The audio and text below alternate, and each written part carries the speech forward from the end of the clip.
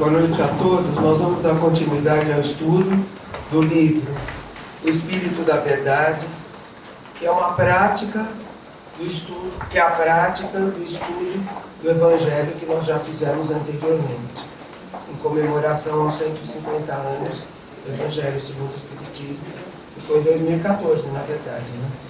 Tudo bem? Que foi em 2014, na verdade. Então, nós estudamos 2014, 2015, um pedaço de 2016, e agora nós estamos estudando o livro O Espírito da Verdade. Nós estamos no capítulo 11, que se chama Médiuns e Mediunidades, que diz respeito exatamente à nossa prática. Médiuns e mediunidades.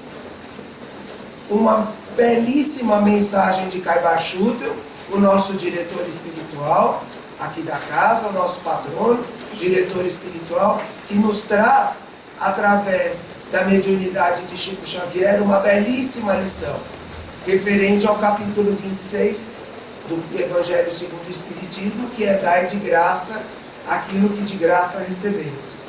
E o item 10, que fala sobre a mediunidade, exatamente sobre a mediunidade.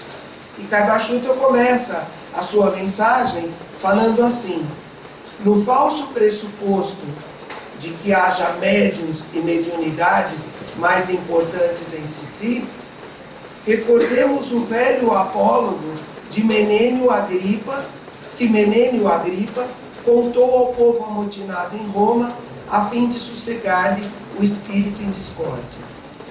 Vou fazer uma pausa aqui para lembrar a todos quem é Menênio Agripa e por que ele fala do falso pressuposto de que haja médiuns e mediunidades mais importantes. Ele já, em primeiro lugar, ele já está levantando um alerta que não existe nem médiuns nem mediunidades mais importantes umas que as outras, e ele cita um discurso que foi feito por um cônsul romano chamado Menênio Agripa, que viveu 5 séculos antes de Cristo, e esse discurso dele é um discurso muito conhecido, é utilizado hoje em dia também, muitas vezes ele é utilizado, porque esse cônsul, havia uma rebelião da plebe em Roma, e ele foi lá e fez esse discurso para sossegar, para acalmar. Chamava a secessão dos plebeus na história de Roma.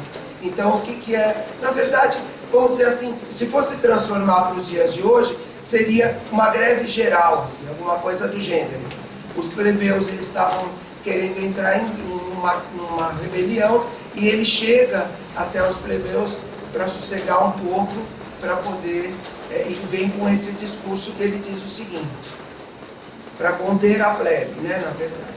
E esse discurso ele foi gravado, ele foi guardado através de escritos, e depois no ano 793 da Era Cristã ele foi Tito Livio, que foi um historiador romano, que escreveu um livro, A História de Roma desde os Primórdios. Ele cita também Menênio Agripa dentro da história de Roma.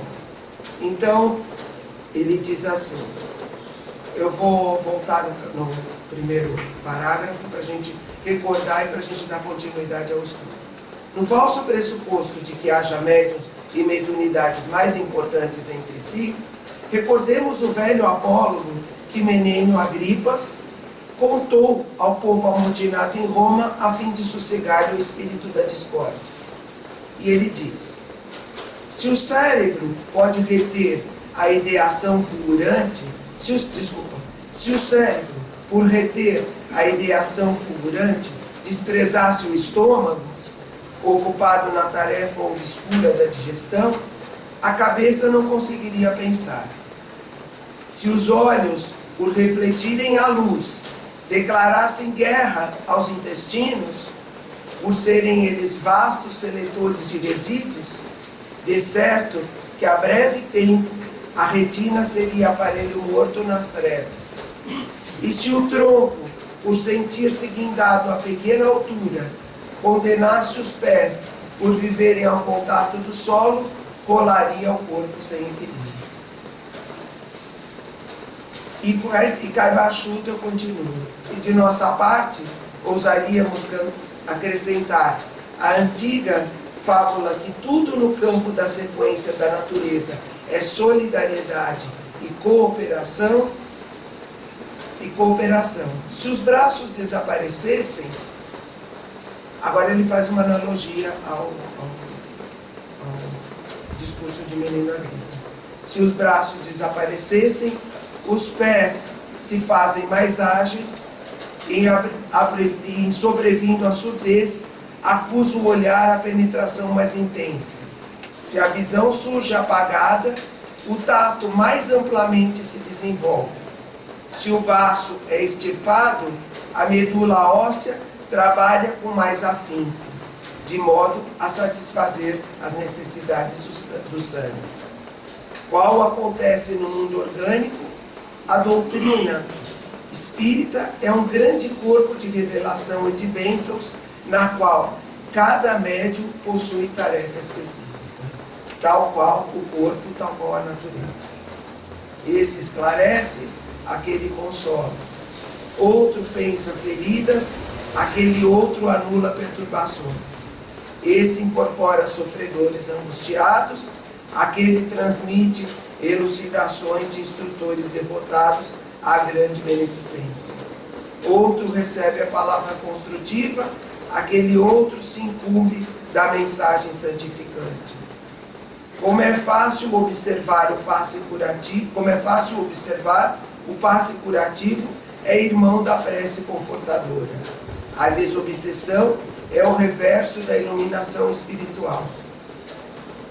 E o verbo fulgente da praça pública é a outra face do livro que o silêncio abençoa. Em nossa esfera de serviço, portanto, já que não prescindimos do profissionalismo religioso, não existem médiuns pastores, médiuns gerentes, médiuns líderes, médiuns diretores, porquanto a cada qual de nós cabe uma parte do grande apostolado da redenção que nos foi atribuído pela espiritualidade maior. E se todos nós em conjuntos temos um mentor a procurar e a ouvir de maneira especialíssima no plano da consciência e no santuário do coração, esse mentor é nosso Senhor Jesus Cristo, o sol do amor eterno, a cuja luz, no grande dia dos nossos mais altos ajustamentos, devemos revelar em nós mesmos a divina essência de sua lição divina, a cada qual segundo suas obras. Então nós temos aqui Caiba Schutel utilizando o discurso de Menino Agripa, que ele fala que tudo é cooperação e solidariedade, faz uma analogia com o nosso corpo, que quando falta algo, outra parte do corpo se desenvolve para suprir aquela falta do outro, nos mostrando o quê? E nos levando a entender que a mediunidade também age dessa forma. Aonde há médiuns, não há médiuns e mediunidades mais importantes entre si, como ele fala no começo. Há médiuns e há mediunidades. E essas mediunidades, através da solidariedade e através da cooperação, elas se complementam no campo do espiritismo, no campo do trabalho e da assistência espiritual. O passista, o médium esclarecedor, o médium que dá a oportunidade do espírito falar, o médium que faz a prece, que sustenta o trabalho mediúnico, todos eles têm a sua importância dentro do mundo. E qual é a qualidade que nós devemos ter para nos colocarmos em cooperação e solidariedade dentro de um grupo espírita como médiuns, para que não haja médiuns e mediunidades mais importantes? O que é que nós devemos deixar de lado no nosso trabalho? Deixar de lado o orgulho, a vaidade, o personalismo, que não leva absolutamente nada. Leva à nossa falha dentro da nossa proposta, dentro da proposta que nós fazemos no plano espiritual ao reencarnarmos. Mas, além de proposta, na verdade, os médiuns, se nós formos buscar no livro Os Mensageiros, nós vamos observar, na fala de Jerônimo, quando André Luiz conversa com ele, que ele fala sobre no centro dos mensageiros, quando André Luiz vai ao centro dos mensageiros, Jerônimo fala para ele: olha, nós preparamos aqui no centro dos mensageiros centenas e centenas e centenas de médiuns que reencarnam, mas poucos cumprem aquilo que aprenderam e aquilo que foi proposto para a reencarnação deles, os compromissos que foram assumidos para a reencarnação deles. Então, essa mensagem de Taiba Shuto mostra que nós podemos pode haver uma compensação pela falta de médiuns. Pode haver também uma compensação pela falta de médiuns. Pode haver uma compensação dentro de um trabalho por um médium que falta, por um médium que não está dentro da sala. Pode haver essa compensação. Como acontece quando os olhos não enxergam, o tato aumenta o tato e os espíritos eles vão trabalhando com esses médiuns. Mas se houver uma proposta, se houver um entendimento do médium que ele é necessário dentro do trabalho, sem orgulho, sem vaidade, sem presunção e sem personalismo, ele vem, ele exerce o trabalho dele e tudo funciona dentro desse esquema de solidariedade e cooperação. Então ele chama a nós, como Jerônimo chama a atenção do André Luiz no Centro dos Mensageiros, logo no começo do livro dos Mensageiros, que trata das quedas da mediunidade, que trata desse assunto, o livro dos Mensageiros, e ele mostra o quê? Ele mostra para André Luiz dentro que nós somos responsáveis pelas nossas condutas mediúnicas, porque nós assumimos um compromisso no mundo espiritual, reencarnamos para o trabalho, reencarnamos para a tarefa mediúnica. Somos preparados no mundo espiritual para a tarefa mediúnica. E quando chegamos aqui na Terra, nós temos que dar continuidade a esse trabalho. Um trabalho que é feito através... Aí eu me pergunto assim, qual é o melhor médium? Existe um médium melhor do que outro? Vamos dizer assim, no sentido, para o plano espiritual, qual é o melhor médium? É aquele que tem uma mediunidade mais ostensiva, aquele que tem... Se esse médium ele tiver uma mediunidade ostensiva e ele for um servidor dentro da casa espírita, ele for aquele servidor que vem e que se dedica ao trabalho, que assume aquele compromisso, que cumpre aquele compromisso, vamos dizer assim, que ele assumiu no mundo espiritual, sim, ele é um bom médium.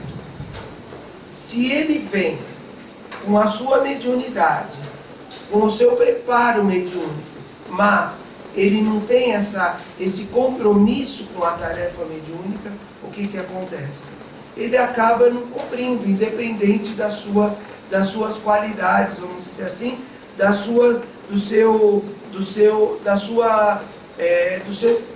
daquilo que ele foi trabalhado no plano espiritual para exercer. Por outro lado, se ele é um médium que ele tem, vamos dizer assim, ele é um passista, ele é um médium que ele vem com a proposta, que ele vem com a responsabilidade dele no trabalho do passe, no trabalho do desenvolvimento mediúnico, da educação mediúnica, e ele cumpre os seus horários, ele cumpre a sua tarefa, ele estuda, ele faz o seu condomínio, aquele condomínio de trabalho do pensamento bom, que vem através do pensamento, ele cumpre a tarefa mediúnica dele, que ele passa na encarnação, e ele volta para o mundo espiritual com uma reencarnação vitoriosa, que é isso que todos nós queremos, voltar para o mundo espiritual com uma reencarnação satisfatória. aonde nós vamos levar na nossa bagagem, quando chegarmos lá no mundo espiritual, o quê? A tarefa cumprida, o compromisso assumido e a tarefa assumida. Mas isso é o quê? Isso é um trabalho contínuo, isso é um trabalho de reforma íntima. Isso é um trabalho de reforma do pensamento, das nossas qualidades, da nossa conduta, do nosso dia a dia. Nós temos as nossas dificuldades, obviamente. Nós temos as nossas dificuldades na cidade que nós moramos. Nós temos as nossas dificuldades no dia a dia, no nosso trabalho, no nosso pensamento. Mas nós temos também o quê? Quando nós começamos a trabalhar no Evangelho, nós temos a proposta de trabalho sadio, a proposta de conduta sadia, a proposta de pensamento e de convocação para o trabalho mediúnico, que esse é importante. Então, tudo isso faz parte do trabalho. Tudo isso faz parte do trabalho. Allan Kardec, ele nos fala que nós todos somos médiuns. Todos nós somos médiuns. E Caibar Schutel, ele complementa aqui. Qual acontece no mundo orgânico, a doutrina espírita é um grande corpo de revelações e bênçãos, no qual cada médium possui tarefa específica. Então, cabe a nós fazermos os nossos exames de consciência e os nossos trabalhos dentro do grupo e pensarmos qual é a nossa tarefa específica dentro do grupo. Como nós devemos entender a nossa tarefa específica? Aquele que esclarece, o outro que consola, o outro que escuta, o outro que anula perturbações, o outro que incorpora sofredores angustiosos, que vai lá e vem toda vez, toda semana, religiosamente, que cumpre o seu horário, que ouve, que estuda, que trabalha, que mantém uma sintonia espiritual com quem? Com o seu mentor, com os seus espíritos superiores, que nós aprendemos com o André Luiz também, que nós somos como rádios. Nós emitimos, nós temos uma antena, e através dessa nossa antena, nós sintonizamos com o plano espiritual. E através dessa sintonia com o plano espiritual, nós sintonizamos, ora com os espíritos superiores, ora com os espíritos inferiores. Ora nós estamos mais nervosos, outra hora nós estamos mais calmos e podemos sintonizar com os espíritos superiores. Como é que nós vamos praticar isso? Através da meditação, através do trabalho assistencial.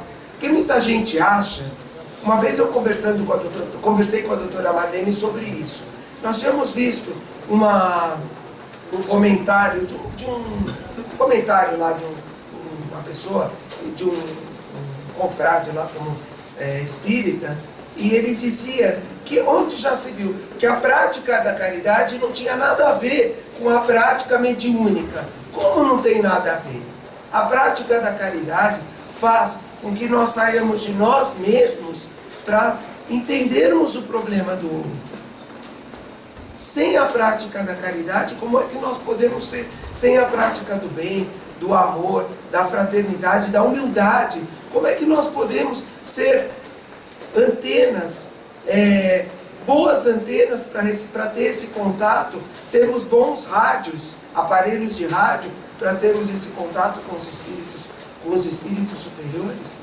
Como é que nós vamos manter esse contato se nós não temos a oportunidade de atender aquele irmão que sofre, de atender aquele irmão que está hospitalizado, que precisa da nossa palavra, que precisa do nosso passe, que precisa, aquele irmão que está na rua em sofrimento, aquele irmão que está lá dentro de uma clínica, de um asilo, que precisa do conforto da palavra das pessoas. Como é que não existe essa ligação entre a mediunidade e o trabalho assistencial? Lógico que existe. E nós aprendemos isso continuamente na coleção André Luiz. Nós aprendemos isso continuamente com Allan Kardec, no Livro dos Espíritos, no Evangelho segundo o Espiritismo, no Livro dos Médiuns, na Gênese. na codificação. Como é que nós podemos desvincular a mediunidade da prática assistencial, da prática da caridade e da prática do amor? Pois a caridade, o que é a caridade? É o amor em prática. Essa é a caridade, não é assim que Allan Kardec nos ensina, nos dizendo que a máxima do Espiritismo qual é? Fora da caridade não há salvação. Como é que nós podemos desvincular a caridade da nossa prática mediúnica? Porque a nossa é prática mediúnica.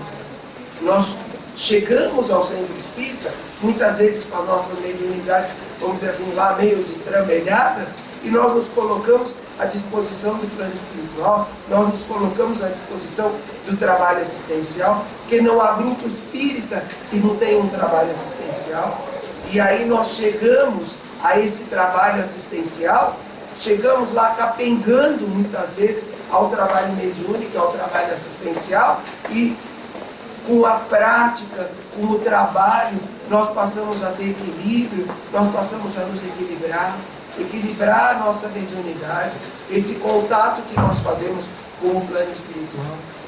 No livro Nos Domínios da Mediunidade, nós temos um belíssimo exemplo, quando André Aulus está com André Luiz e Hilário, naquela reunião mediúnica, e existem aqueles médiuns sentados na mesa, e eles observam, o que eles observam? Que se forma ao redor da cabeça daqueles médiuns que estão sentados na mesa lá, todos com o seu propósito de trabalho mediúnico, se forma uma coroa de luz, ele fala. Se forma uma coroa de luz, quando ele mostra para André Luiz, ele leva André Luiz a conhecer o psicoscópio, que é aquele aparelho que parece um óculos, que dá a entender, né, que parece um óculos, que ele coloca e ele pode enxergar aquilo que o médium irradia, porque a nossa mediunidade, o nosso pensamento é o quê? O que é o nosso pensamento? Magnetismo. O nosso pensamento é eletricidade, é magnetismo.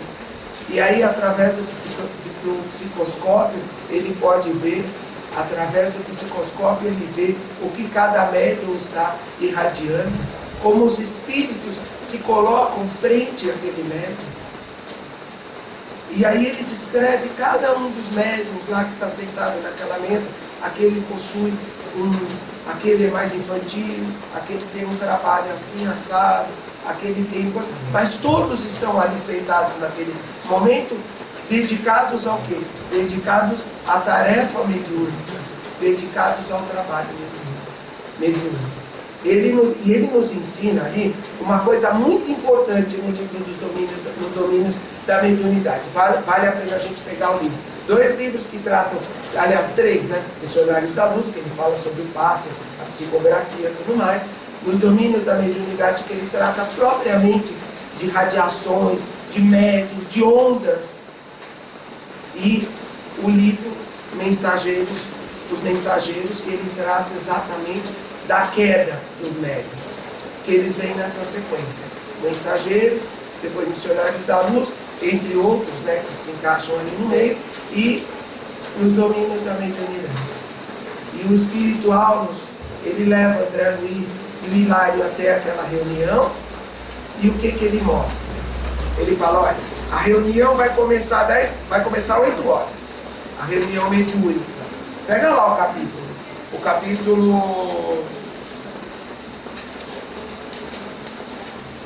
capítulo 5, se chama Correntes Mentais. Ele fala, olha, a reunião vai começar 8 horas. 10 para as 8 quem entra na sala. Os médiuns já estão lá, né? Sentados. 10 para as 8 quem entra na sala. O mentor que vai se comunicar. O espírito que vai se comunicar através do médium, que é o diretor dos trabalhos lá. Vai haver primeiro uma comunicação e depois, obviamente, o trabalho de assistência. Os espíritos já chegaram. Os espíritos sofredores já chegaram, são colocados no lugar à espera. Aqueles espíritos que desconhecem o trabalho já chegaram. Não parece a nossa prática agora, por exemplo? Os espíritos que vão se comunicar já chegaram, já foram colocados. 10 para as 8, 10 para as 9 a gente termina a tarefa aqui da palestra. 9 horas a gente começa o trabalho lá em cima, lê um pedaço para nos colocarmos a preces, e aí chega quem? O mentor espiritual, que chega 10 para as 8, mostrando o que? A pontualidade, ensinando o que? A pontualidade, ensinando que nós devemos ser pontuais nos nossos trabalhos, porque os espíritos são pontuais. Ele chega e ele vai se comunicar através daquele médium, que é um médium comum. As pessoas que estão sentadas na mesa lá são pessoas comuns. É dona de casa, é um professor, eu não sei, né? Vamos dizer assim. É uma dona de casa, é um professor, é uma pessoa assim, é uma pessoa do dia a dia. É lá tem um intelectual, tem um outro que é um pouco mais, um pouco menos, assim, de um grau aqui na Terra, mas são pessoas comuns. E ele vai se comunicar através do diretor dos trabalhos. O que ele faz quando ele vai se comunicar através do diretor dos trabalhos? Ele diminui a luz dele, porque ele também não pode chegar com toda aquela luz em cima do médium, que não tem aquela elevação espiritual, que é a mesma coisa que ligar um aparelho 110 no 220, vai dar um choque lá e não vai sair nada. E aí ele diminui a luz dele, ele diminui aquela força dele, e ele se adequa, ele faz uma calibragem do médium. Isso que a gente precisa entender, todo esse trabalho que é desenvolvido. Não é como dizia a doutora Marlene, usava uma expressão que eu achava assim engraçada, e é verdade. Toda vez que eu falo sobre, que eu estudo sobre mediunidade, eu lembro dela por causa do livro dela, lá, O Dom da Mediunidade.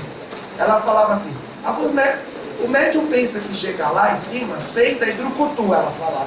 Acha que o espírito brucutu, que ele vai e é assim. Não é assim. Existe todo um preparo, existe toda uma sintonia, existe todo um trabalho que é feito na mediunidade. Não é à toa que nós estamos reunidos aqui, lendo a mensagem de Kaibachutra, lendo a mensagem de André Luiz, que foi lá no capítulo 5. Qual foi lá a mensagem do capítulo 5? Decálogo dos médiuns. Eles vão chamando a nossa atenção, aos poucos, para que nós nos coloquemos numa posição humilde, obviamente, nós nos coloquemos numa posição de deixarmos de lado o orgulho, o personalismo, as nossas vaidades, nos coloquemos como trabalhadores, que nós somos. Ensina que nós tivemos um compromisso no plano espiritual, fomos preparados, somos trazidos aqui, e aqui nós vamos subir. Um vai para o passe, outro vai para a sala, outro vai dar passe na sala, outro vai, e tudo transcorre dentro da ordem, dentro do horário, pelo menos da parte do plano espiritual. A gente sabe que existe uma coisa assim, muito importante. São Paulo é uma cidade difícil.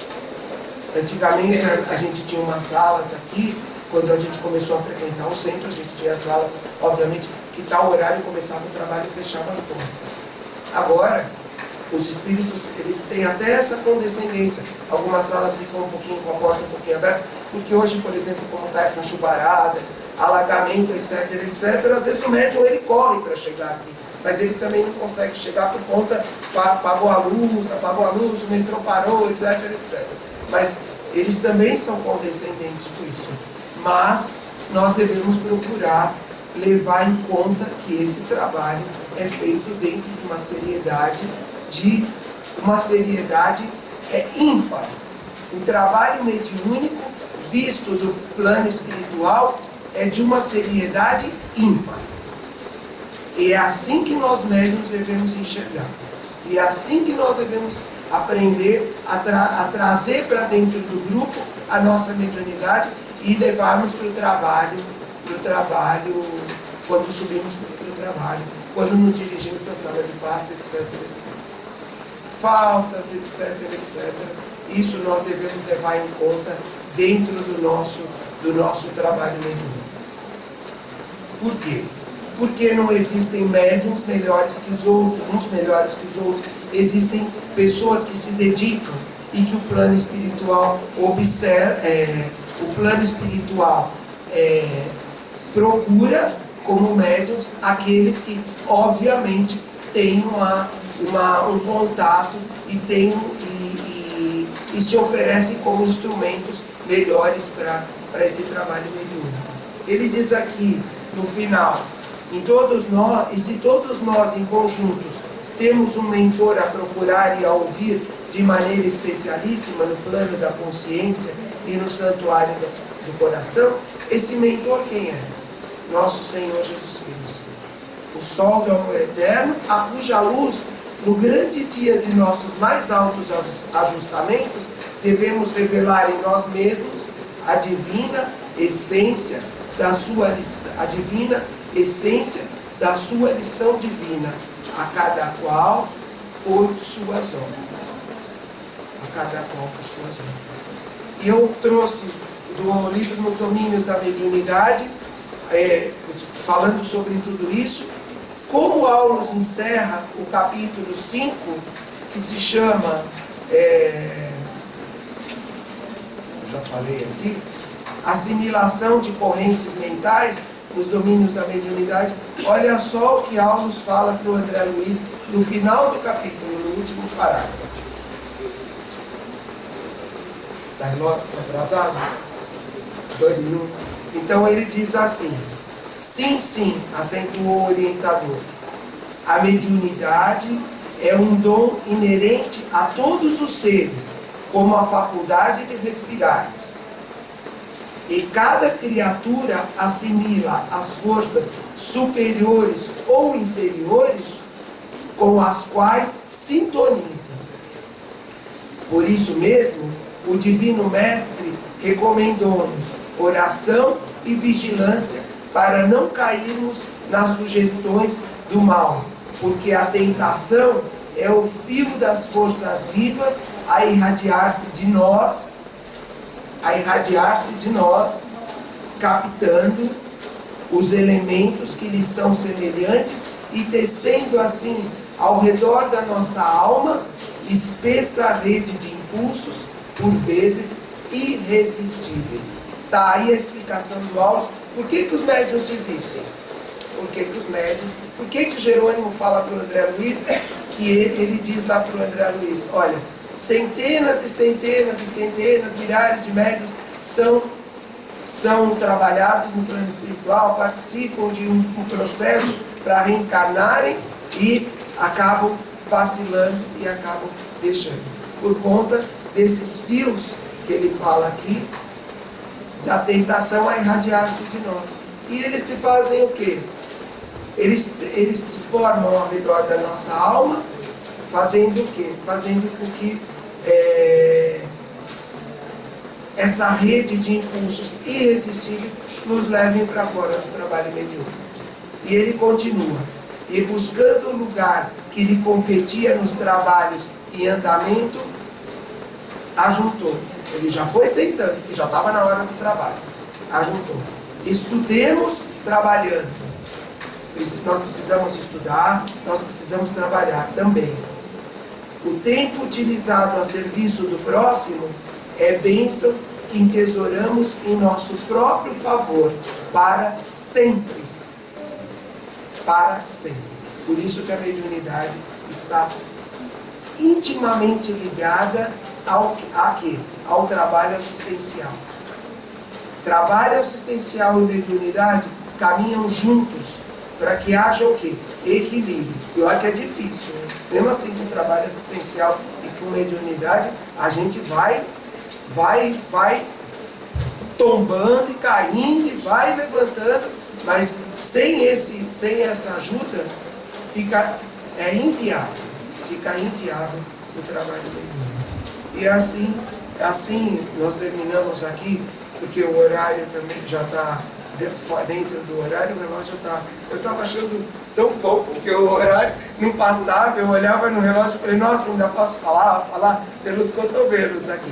Mas agora já terminou o tempo, nós vamos passar ao trabalho lá em cima, e aqueles que desejarem fazer algum comentário, lembrando que no próximo sábado nós temos a reunião de voluntários lá em Diadema, a partir das 14 horas, e aqueles que um convite a todos.